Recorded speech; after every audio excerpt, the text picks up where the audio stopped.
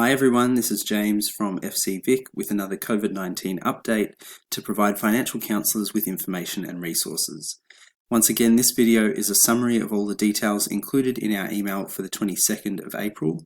You can find the full information within the email itself. And here is the information you will find in this update.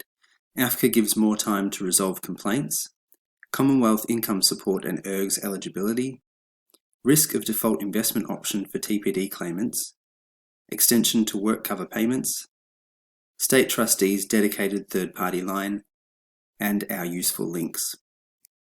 The Australian Financial Complaints Authority AFCA has announced that following consultation with its Consumer Advisory Panel and industry bodies, it will give consumers, small businesses and financial firms extra time to respond to complaints due to the COVID-19 pandemic. The post-internal dispute resolution referback timeframe will now be 30 days, which provides an additional 9 days for complaints. Where matters have not been through IDR, members will still have the 45 days as before. AFCA is also providing as standard a flat 21-day timeframe to provide an initial response once the dispute reaches the case management stage. The time extension comes into effect immediately, and AFCA anticipates it will remain in place for up to 6 months to be reviewed and adjusted as appropriate. All internal dispute resolution referback timeframes remain unchanged. More information can be found on the AFCA website. The Department of Health and Human Services, DHHS, has released a guide to assist with queries regarding the Utility Relief Grant Scheme eligibility in relation to Commonwealth income support payments due to COVID-19. The policy applied is the $550 per fortnight coronavirus supplement for concession card holders will not impact a customer's eligibility for ERGs, provided they still meet one of the eligibility criteria.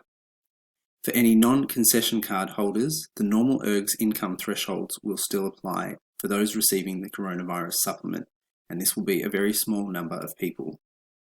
The two $750 economic support payments will not be included in assessments of a customer's reason for applying, such as reduced levels of income, unexpected increases in expenses, or no access to savings. This is in line with the Commonwealth's intention for these emergency payments to be financial support and stimulus payments. A copy of the guide is available from the email, as well as an updated FAQs document. TPD Claims Advice is warning total and permanent disability claimants about the risk to their payout when the super fund directs the proceeds into the member's default investment option, given the current volatility of the financial markets. In a recent statement, the firm identifies the three main ways a super fund will deal with the TPD proceeds, which are 1. To hold the funds in a holding account, not market-linked, until the member makes a withdrawal or payment direction. 2. To direct the proceeds into a cash option within the member's super account, or 3. To direct the proceeds into the member's default investment option in their super account. The statement highlights the risks for a lump sum payment to be placed into a market-linked investment account given the volatility of the market. Maurice Blackburn has reported that in instances where a claimant's funds were processed in the manner described and resulted in significant loss, they have written letters of complaint to the funds requesting compensation of losses. The firm is yet to receive any responses as the letters were only sent recently. The Australian Lawyers Alliance has also written to the super peak bodies to raise the issue. The full information, along with example cases, can be found on the TPD Claims website. The COVID-19 Omnibus Emergency Measures Bill 2020 will be introduced to the Victorian Parliament this Thursday. This will include the tenancy reforms announced last week, in addition to a number of other measures. The bill will also allow for an extension of WorkCover payments for long-term injured workers who are due to transition off WorkCover payments. Up to 6 additional months of weekly WorkCover payments will be provided to support people injured at work and unable to return or find employment due to the impacts of their injury and coronavirus. This will be backdated to apply to anyone who has received notice from the 1st of December 2019 about the termination of their payments at 130 weeks.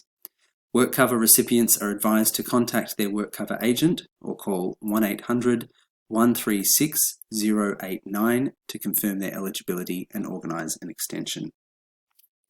As part of State Trustees' business continuity plan, they have streamlined the way their customer contact centre receives calls to allow their staff to work from home. The way in which calls to the dedicated third-party line are directed means there may be longer wait times than have previously been experienced. The third-party line for financial counsellors assisting mutual clients is 9667 6153. As usual, we have included a number of useful links at the end of the email. That is it for this update for the 22nd of April. Thank you for watching.